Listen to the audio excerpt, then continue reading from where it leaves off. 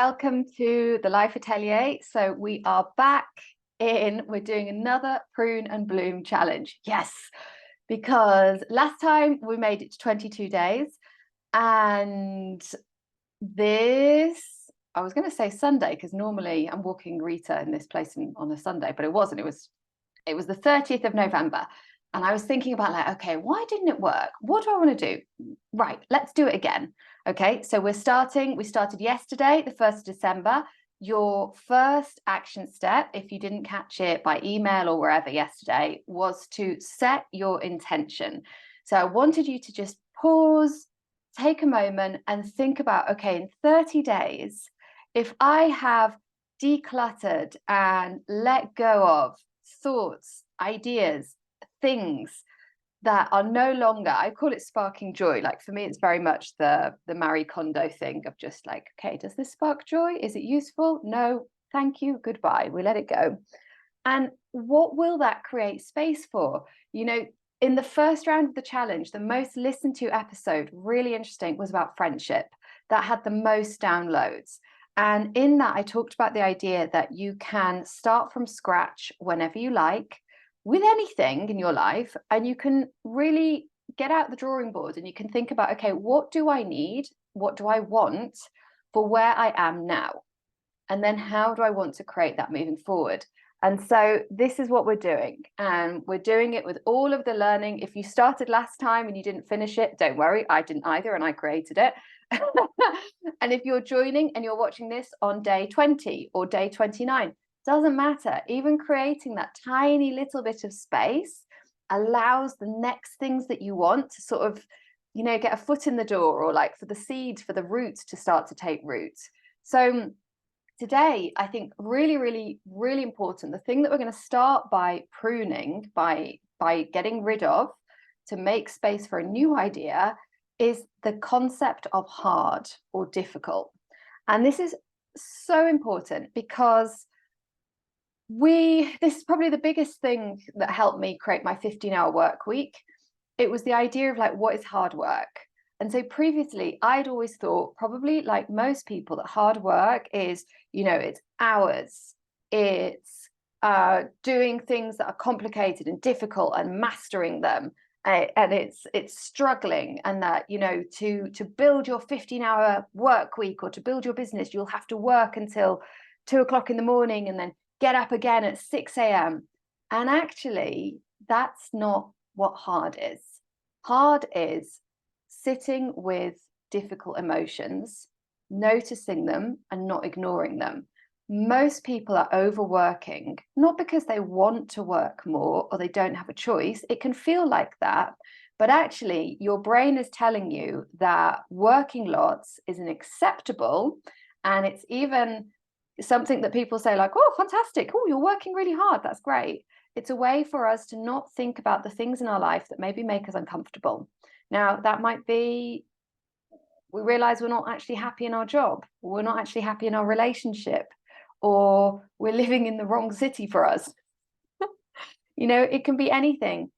It can even just be this, maybe a feeling of sadness. Something that came up for me, which was really interesting during my coaching, was I had always felt very a lot of shame about not completing my university degree.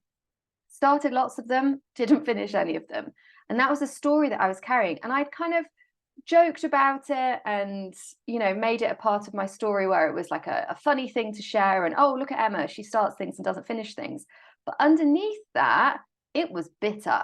And it was like a little thorn in there that was just a stone in your shoe that was causing discomfort. Now, as soon as I got coached on that and I realized wow, that still gets to me, it felt very uncomfortable. And I'd say there's probably about 90 seconds where I felt all my emotions come up, and I felt I think I almost cried on the call. And after that, it was like light.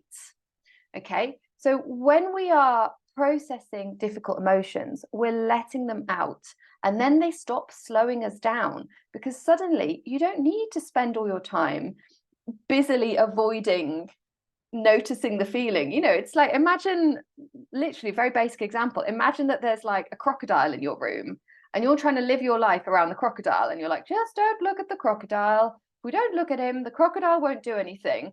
And then you're like delicately stepping around it, trying to do your emails, trying to have a conversation with someone you love, while there's the crocodile, like, I'm here.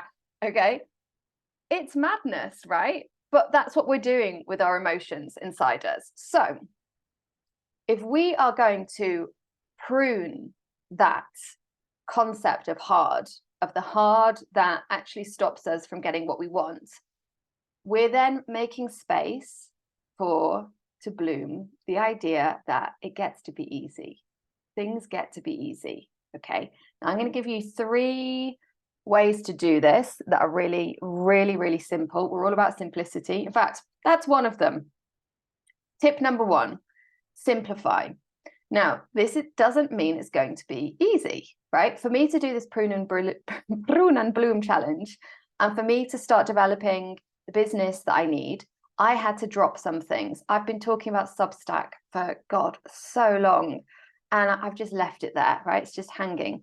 I dropped this challenge first time round because I realized that I could either keep going with the challenge or I could be delivering to the customers that I needed to be looking after. And I had to take a choice at that point. Did it feel uncomfortable? Yes. Did I worry about people thinking that I was flaky or messy or any of those kind of beliefs that I still have lurking around in there? Yeah.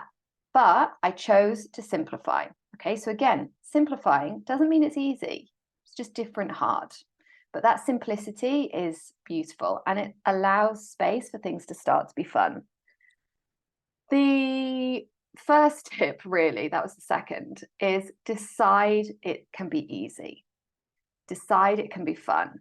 And that can be as simple as writing at the top of your notebook. This is a tip that I got from my coach, Vicky. This is going to be fun. And then you write your list underneath it. And as you write, this is going to be fun, you might notice like there's a smile. Okay. And what that does is it sends signals to our brain that actually, yeah, this is going to be fun.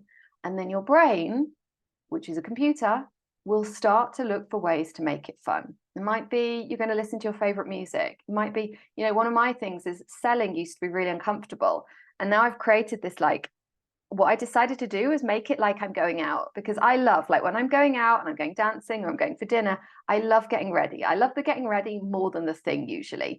I have my music, my candles, I have a bath, and I put together this nice ritual. And so I started to do that before I was selling, even if it was 10 o'clock in the morning. Wake up, walk the dog, come home, music, bath, coffee, get in the mood, get excited, start connecting with people. Okay, so your brain will support you in this once you tell it what to do.